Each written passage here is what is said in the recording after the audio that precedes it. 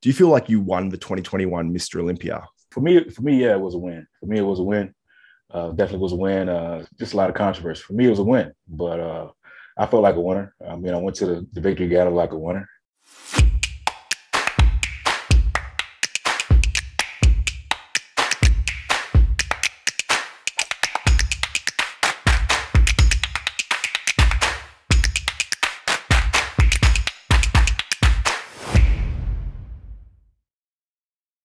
She was killed, and they tried the top to six cover it girls up. really look great, but you seem to have that perfect aesthetic. I wasn't look. into hip hop or even soul music. There are definitely people that need a little Viagra. What's up, Desktopers? Xavier Wills here for Desktop Bodybuilding, and today I'm joined by your 2019 not only Arnold Classic champion, but Mr. Olympia champion. He's going into the Arnold Classic this weekend, and he's the favorite to win that title. And if he actually wins the Arnold Classic and wins the Mr. Olympia this year, he'll be the only man to do it in 2 years, where he's won the Arnold Classic and the Mr. Olympia. I'm pleased to welcome Brandon Curry back to Desktop Bodybuilding. Brandon, how you doing? Hey, doing pretty good, man. I just got back into the States last night and I'm just adjusting. Travel was pretty easy going from Kuwait to New York, and then had an 8-hour layover in New York. So got out the airport for a little bit and then came down to Columbus. Nice. Where are you training at while you're in Columbus? It used to be the old powerhouse here, but it's called the Pros Gym now. It's pretty much where everybody trains. Yeah, the Pros Gym, because all the pros end up there at the Arnold. So it's very, very fitting. So it's just a little walk from our hotel. So pretty close. That's cool. Now, do you get the same sort of, I suppose you've only just gotten there, but do you get the same sort of vibe like of athletes there now as like previous years? Because obviously, last year it was very, very different. The year before was very, very different because there's no expo or anything like that. Does it feel different this time around, or has he been, I suppose you haven't been there long enough? Well, yeah, I was in 2019. So I think, let's see, that was, what was that pandemic time? It was pre-pandemic time, I think. Yeah, it was 1 year. So it wasn't that bad. Yeah, so it wasn't that bad. So it's probably pretty normal. Let's see, some of the athletes have gotten in, so the gym wasn't very busy.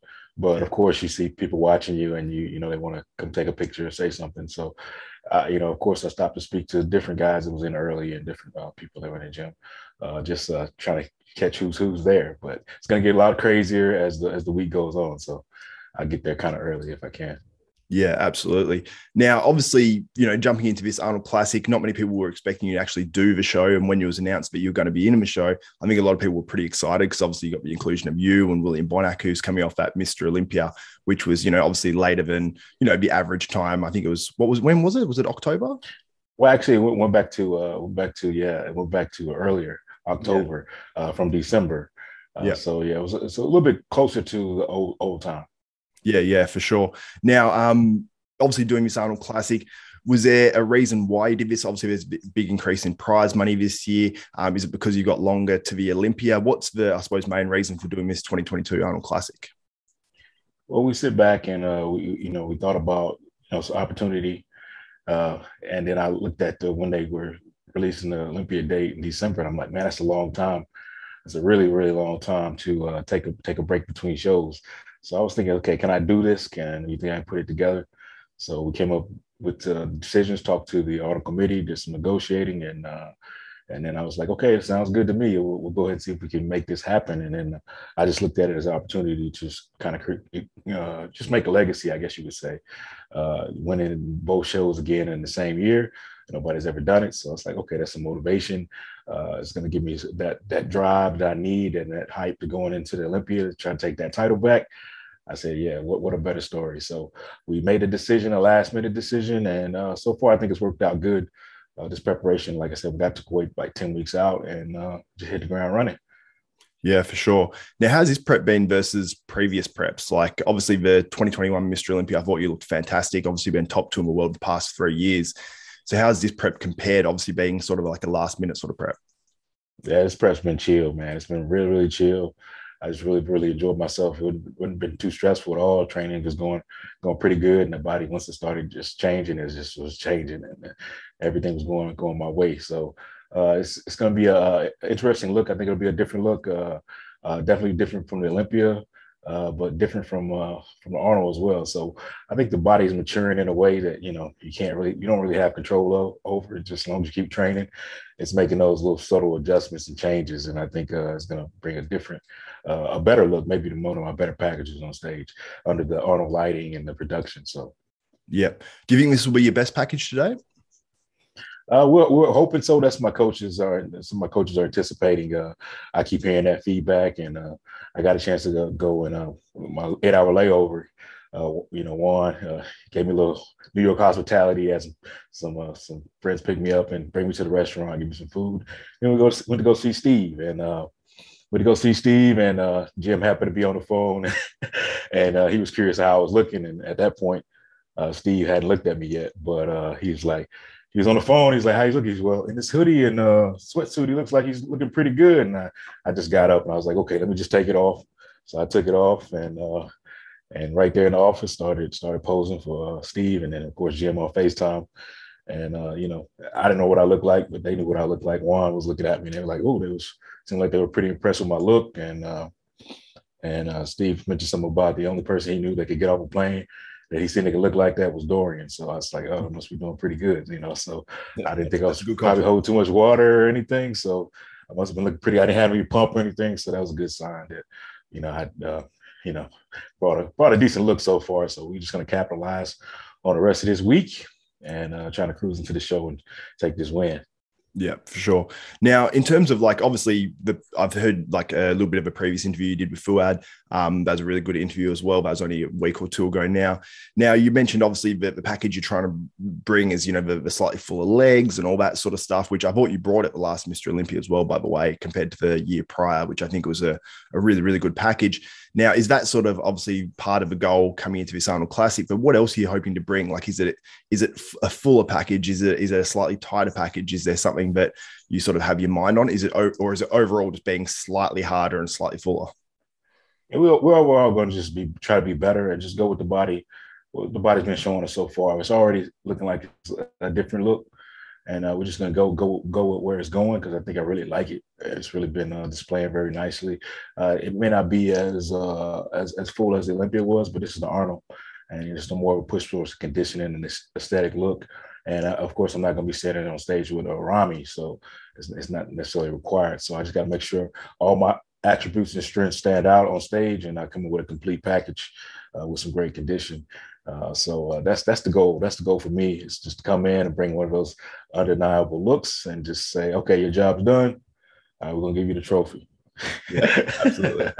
And I want to talk a little bit more about the 2022 Arnold Classic, but first I want to get back to the 2021 Mr. Olympia, because we haven't spoken since then, really, in terms of an interview or anything like that. So how did you feel about the 2021 Mr. Olympia? Because after prejudging, I think were you 1 point ahead or 1 point behind or something like that?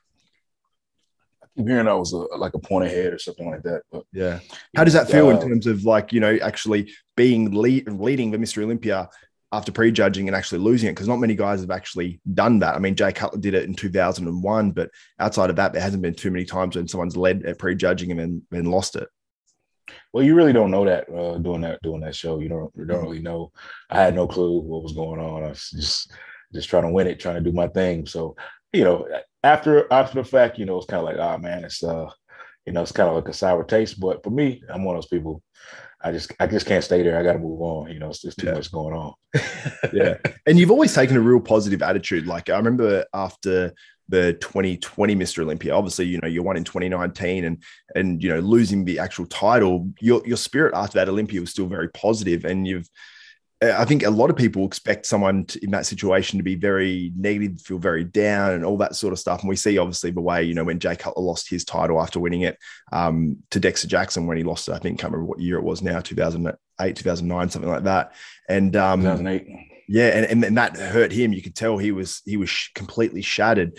And it felt like maybe because, you've got kids and that big family, it seemed like you were able to sort of recover and be like, look, I'm blessed, I'm happy, and all that sort of stuff. And it was sort of refreshing. And I wasn't expecting that to be your response, I guess. So how have you, I suppose, been able to say, okay, I'm happy with that and still been able to improve? Because I don't think many people have your mindset in that regard.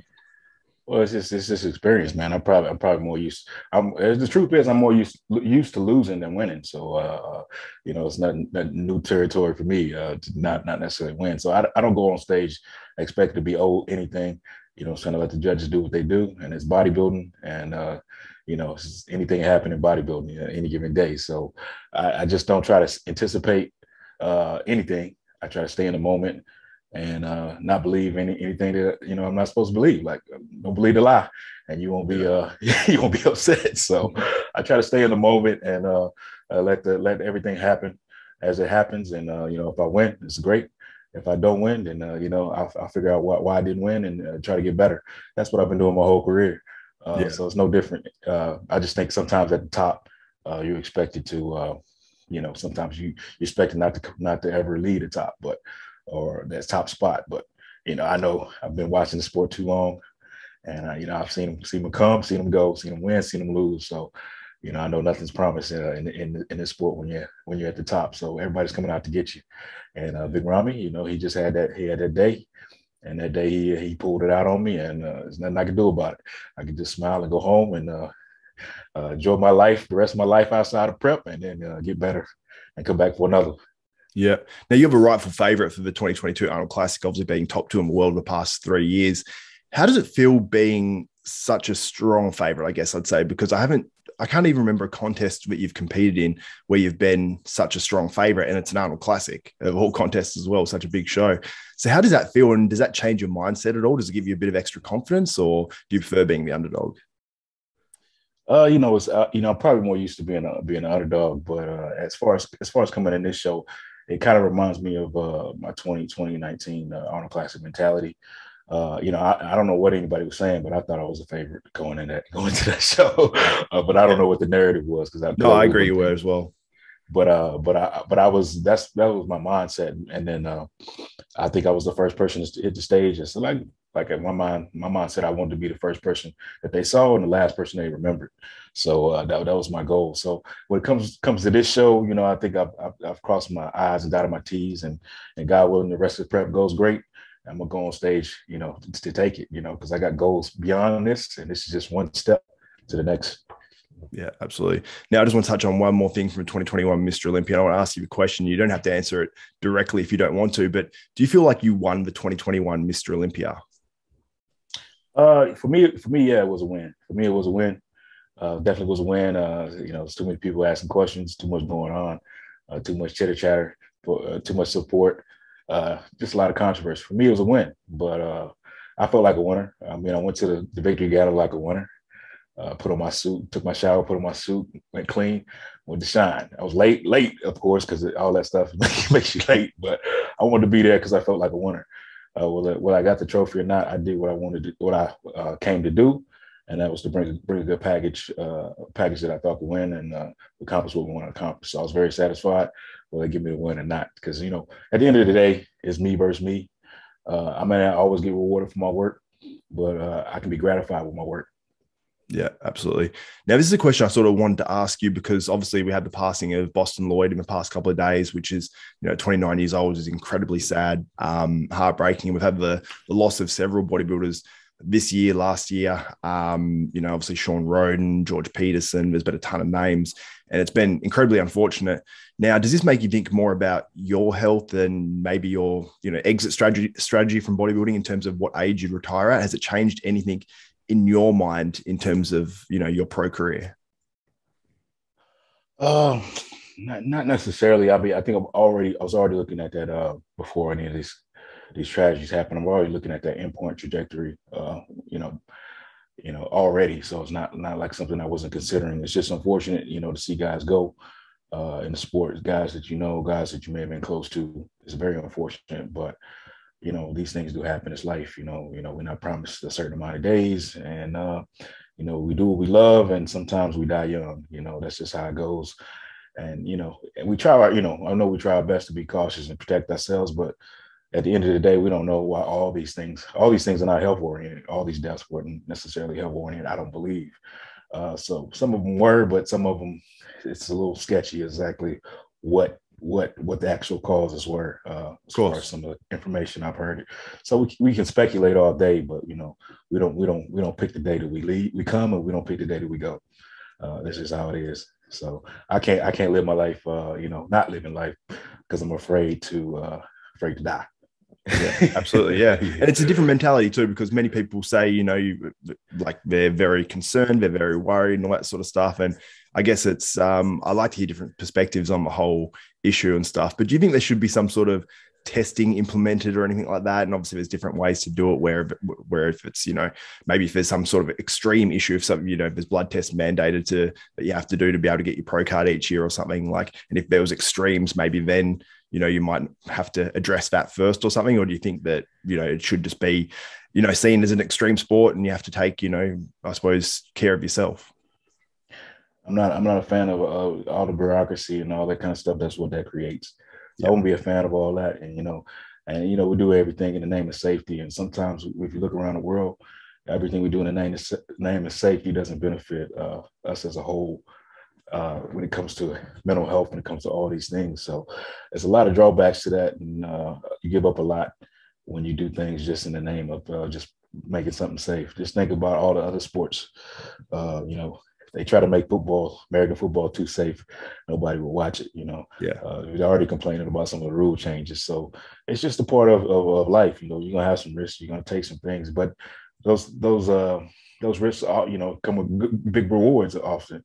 And, we don't do this because anybody's making us do it. We do it because we love it. Right. So when it comes down to it, it's just a part of the game. Unfortunately, we're seeing it more frequently, but, we can't put a finger on it. It's been happening. It's not new to bodybuilding, with social media and everybody getting news so quickly. Maybe we wouldn't know about some of these bodybuilders that have these complications back in the day because everybody wasn't so quick to be able to see all the information coming at them at once. But now with the internet, we get to see it all the time. We get to know if the guy over here in Europe somewhere that maybe not the people knew, he passed away. It's just so much information coming at you at once, so much available that it can overwhelm you. Just like watching the news all day. You watch the news all day, you're probably gonna be depressed because you're gonna get so much negative information. So it's kind of like this information age to where we just know too much, and that leads us to often what we call it, a nanny society in a sense. We're getting a little soft in a lot of ways, unfortunately, but I don't think it's any good for us as a whole. It's not gonna benefit us in the long run necessarily as a community. Yeah. And one of the things is as well, there's so many people competing now as well. So if we hear of someone passing away, like you said, in another country, somewhere in Europe or something that we previously wouldn't have heard about, at least in an amateur level and things like that, then we're hearing about, all of them now when we don't even, maybe we wouldn't hear about all those extra ones, but obviously we'd hear about, the famous people that have passed. But like you said, in Australia, there's thousands of people competing. In, all these European countries, a lot of them, there's thousands of people competing. When you add it up, it's, probably, I don't know how many, hundreds of thousands of people that are competing. And it's like, you have that many people. And I think it makes headlines when someone's a bodybuilder and they pass away from something because they're a bodybuilder, it gets marketed to that. And then everyone assumes it's because of the bodybuilding when at times they things automatically happen draw the conclusion. They automatically draw the conclusion. I mean, I've seen some of the TMZ reports on the things like George, and it's like, man, come on. Yeah, you didn't really look into that well enough, but it's just how it is in the sport. We do what we do, and sometimes it puts a black eye on us, and it's just how it is. But it's just a part of it, and it's nothing we can do to get around it. And I don't think us catering to our fears and whatever is going to make anything better. It's just going to cause a lot more, a lot more bureaucracy, a lot more red tape for the athletes. You know what I'm saying? Make it harder for you guys for sure. Now you mentioned obviously American football before when we was talking about that, like making that safer and all that sort of stuff, but your kids are obviously, your sons are absolute beasts when it comes to American football. So how are they all doing? Because we all see, what you actually put out on social media, you put out a lot of family stuff, which I think is really refreshing and really cool. And obviously being a dad myself and having a family, it's something that I'm like, it draws me to you in terms of like, I'm like, that's cool. That's sort of goals, you know what I mean? So how are they doing? How's obviously your wife, holding things down while you've been away, and obviously you're still away from them right now. Cause I think you said they get in on Thursday or something like that. So how have all they been, and how's it been being away in Kuwait? Well, it's been a quick trip for me. You know, it's been about 10 weeks, and I got to see some football season before I came, so it's pretty cool to see that. But while I've been gone, they've been putting in a lot of off-season work, off-season training. 7v7 is like a non-contact a part of the game, 7 versus 7 football, just basically pass and catching, defense through the air and stuff like that. So it's a skill type oriented type genre. So it just kind of gets the break from the hitting and gets some focus on being skillful and doing ball handling and ball control and different things like that. And they work on that on a regular basis. Plus, and then my oldest son, he got into basketball this year for the first time. He loved it. He loved playing ball, and he became pretty good as well. Towards the end of the season, he got to play. Youngest guy playing with the middle schools, not in middle school yet, but he got to play in the championship with the middle schools, and they placed second in the tournament. So he's loving basketball. And then last week he just got in the weight room we have a youth middle school weight room program at one of the schools. They allow any kids in the community to come train. So he went to it last week, and after the first session, he was hooked. And he's like, "Can I go back tomorrow?" And she, of course, my wife was like, "Oh yeah, I'll take you back tomorrow." And he's being sore. He's like being sore because he's 12 right now, so he's going through puberty. So he's really feeling himself because he's getting more muscular. You know, he's getting hair on his balls and all that kind of stuff. You know, so he's feeling more like a man. Going around the house with no shirt on all the time and stuff like that. Flexing in the mirrors. Yeah. You know, it's that age, so it's kind of fun. So I can't wait to get back. Take him in the gym, making sure he's doing everything right, try to fill in those gaps. I think bodybuilding fans will be excited. Oh yeah. It's gonna be real. It's gonna be real cool because I mean, both of them should have a crazy season. It's also his middle school year, so he's getting a lot of attention from all kind of coaches from everywhere. Everybody's trying to get him to play for them. So that's a decision that I'm gonna have to. Well, what my wife said, I'm gonna have to help her, make the best decision. So I think we have an idea, but I can't put that out, disclose that right now. It's too early. Yeah. But it's been good. It's been good. And Zoe, she's about to go and play in college for soccer. Awesome. She's really excited about that. And maybe she'll get to play some semi-pro too before she goes out there. We try to talk her into maybe doing that as well because we got a new semi-pro team that's starting up as well. So it's very interesting, and I can't wait to get home and spectate and cheerlead and do all that kind of good stuff because it's always fun. Just seeing the kids excel and just be little gladiators. Yeah. Man, it seems so cool. Like I remember seeing a video. I think I just saw it the other day of you, with the Sandow and talking to the kids on the team and sort of just giving a good example. Like you talk about hard work and all that sort of stuff, and it's cool that you actually give back as well. I remember that was something that I liked that Jay Cutler did. I know he went and spoke to the troops and all that sort of stuff, and did a lot of that sort of stuff and speaking to kids. And I think it's just really cool that you actually get out there and do that sort of stuff because I think that when you're Mr. Olympia, it's pretty easy to chill out. You know what I mean? You getting. No. Sort of I love the kids, man. And I love the energy, and I love them to be involved. We try to give back. My wife let me know that we were able to help like 47 kids play football this year, and I just found that out. I was like real cool, happy about that. So make sure we continue to support the community and the kids, and our town in general is becoming a sports town. We got like a $30 million facility being built.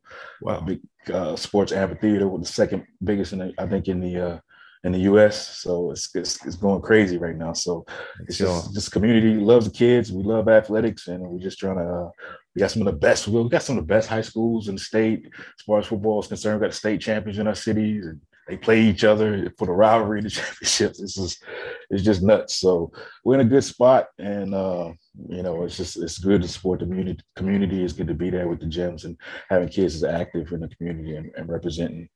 So I can't be nothing but happy. So whatever happens on the bodybuilding stage, it happens on the bodybuilding stage. When I go home, I got a lot to look forward to. So yeah. Do you have an age set in your head or one that you want to reveal when you're planning to retire? For me, it's all about what bodybuilding may be prohibiting me from doing in the future that I may want to do.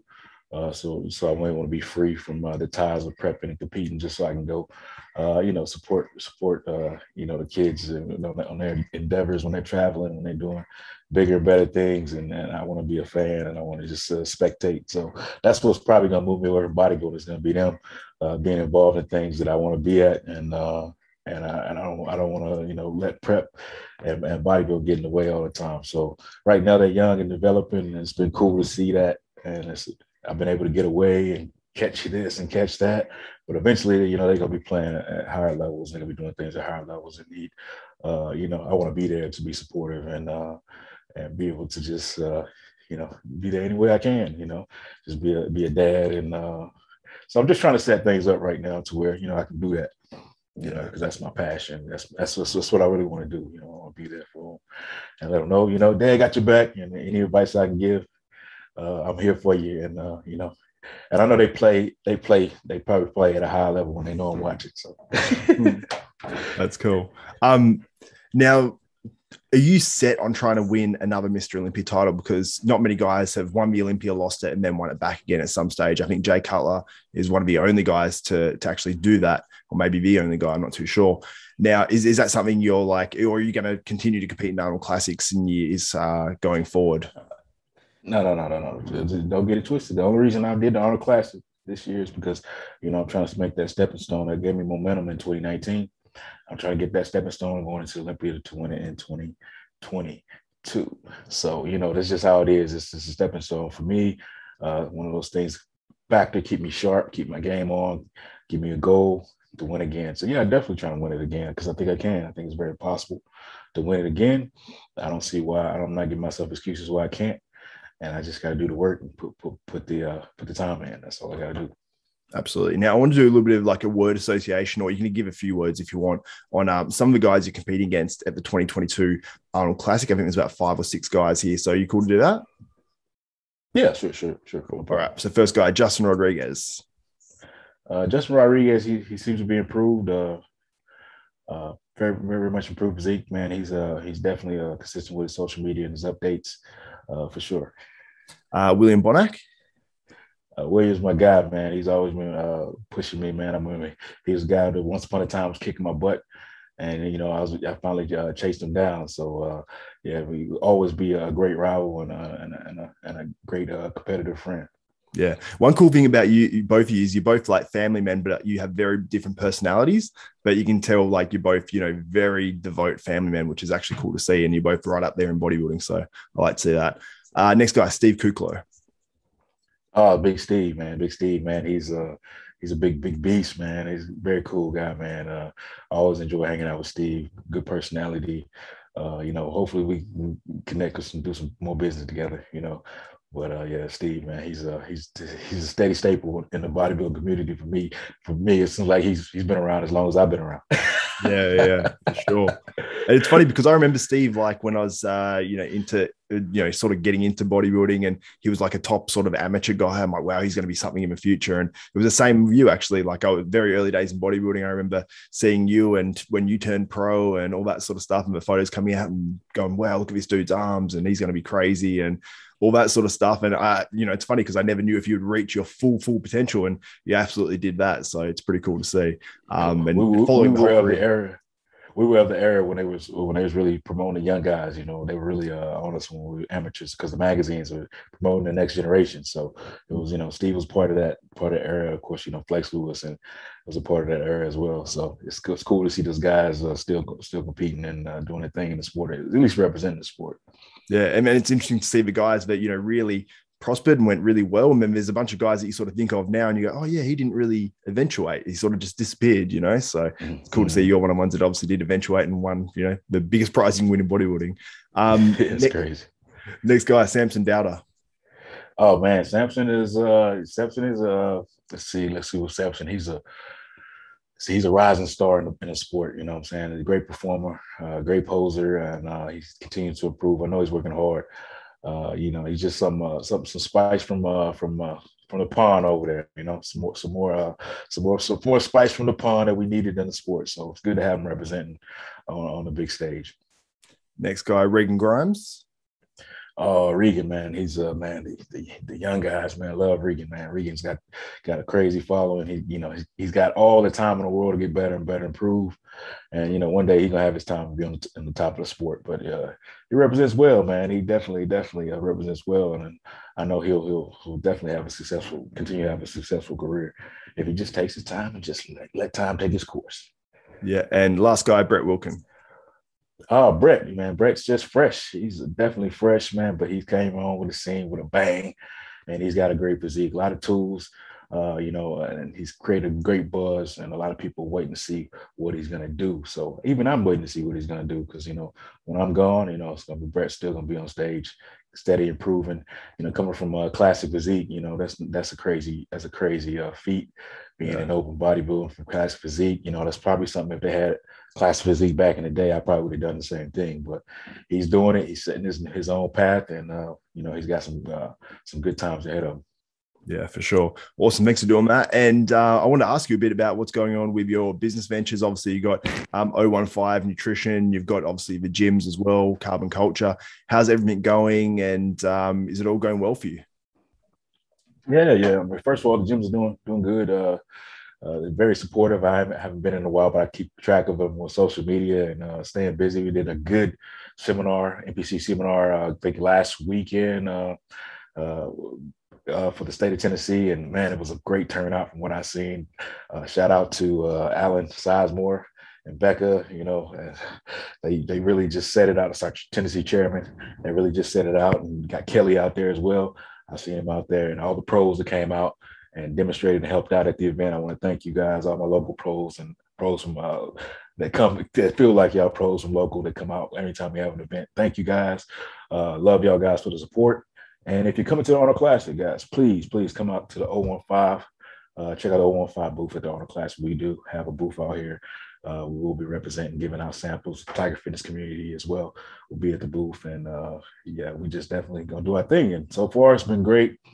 And we've just been growing and, continue to bring good products to the community. And that's what we do. Shout out to Mark. I know Mark will be really busy. Mark Lobanos will be really busy this weekend. But, he's got the energy for it. And he's going to represent at the booth when I'm not there. And it's going to be great, man. I think you've got Jose Raymond there as well. He's going to be there as well. And man. Yeah. So we got a star-studded event. So come by the booth, man. Say hi, get some pictures, show some love, get some samples. They have plenty of big old bars and outright bars and all that kind of stuff at the booth. I'm pretty sure. So nice. It's gonna be cool. So. Awesome. That's a cool group of people too, because I've interviewed Mark Lobliner before, like years and years ago. I've interviewed Jose before and obviously interviewed yourself. And it's just a cool bunch of people, like three of my sort of favorite interviews sort of all time. So it's definitely a cool group of people at the booth, and it's going to be awesome, man. So I'm excited for you for this 2022 Arnold Classic. It's going to be an awesome show. I mean, there's some awesome competitors. Obviously, there's been a few guys have dropped out. Quickly before we leave, what do you think about the names dropping out? Do you wish they were in the contest?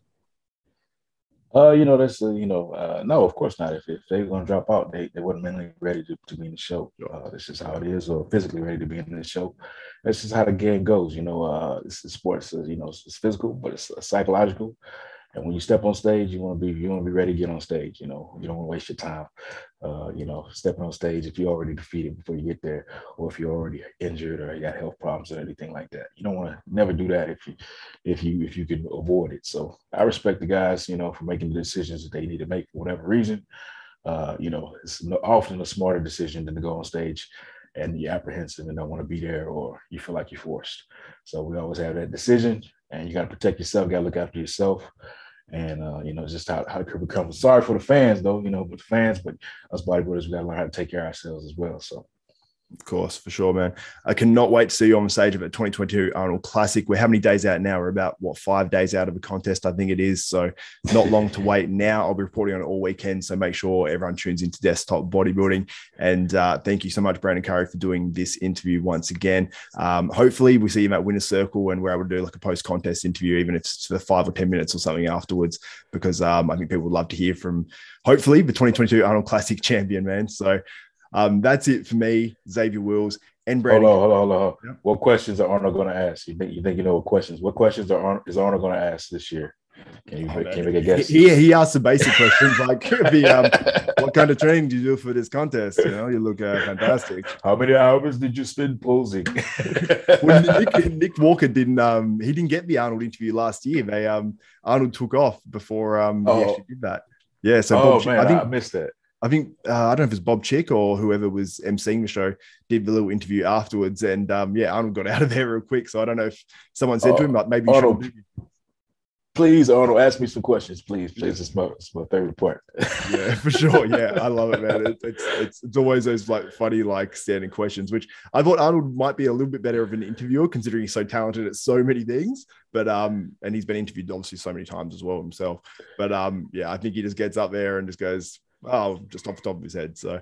But man, hopefully you're getting that interview with Arnold Schwarzenegger in about 5-6 days time. And I think you actually will be. So that's it for me. For Xavier Wills, Brandon Curry, your top 3 bodybuilder in the world the past 3 years, your 2019 Mr. Olympia. Will he be the 2022 Arnold Classic champion and potentially the 2022 Mr. Olympia? Let me know what you think in the comments below on that. So for myself, Xavier Wills and Brandon Curry, we are out. Hope you guys enjoyed this video on desktop bodybuilding. I encourage you to head over to Desktop Bodybuilding Clips, which has the smaller, shorter clips and the best parts from all these interviews and podcasts. So make sure you head over there, subscribe, hit the notification bell button. It really helps me be able to do what I want to do on this channel as well. So it's much appreciated if you guys can do that. Also, if you like this video and this type of content, please give this video a thumbs up, smash that like button, also subscribe and hit the notification bell button. That way you'll be notified of every video that goes up for myself, Xavier Wills at Desktop Bodybuilding. So for Xavier Wills, Desktop Bodybuilding, we are out.